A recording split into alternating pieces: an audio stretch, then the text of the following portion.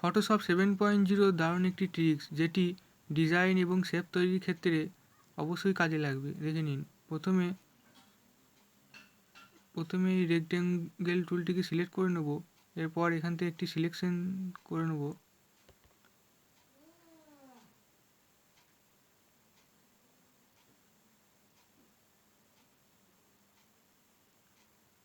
এরপর এখান থেকে এই টুলটিকে সিলেক্ট করে নেব, অ্যাড অ্যাঙ্কার পয়েন্ট টুল। এরপর এখানে এই লাইন বরাবর একটি ক্লিক করব। এরপর এই সিলেকশনটাকে এইভাবে একটি ডিজাইন তৈরি করে নেব।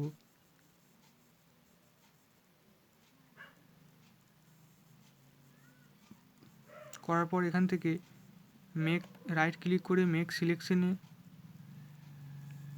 ক্লিক করব। এরপর এখান থেকে এটি 2 পিক্সেল করে ওকে প্রেস করে দেবো। এরপর এখান থেকে গ্রেডিয়েন্ট কালারে সিলেক্ট করব গ্রেডিয়েন্ট টুলটিকে। এরপর এখান থেকে যে কোনো একটি কালার চুজ করে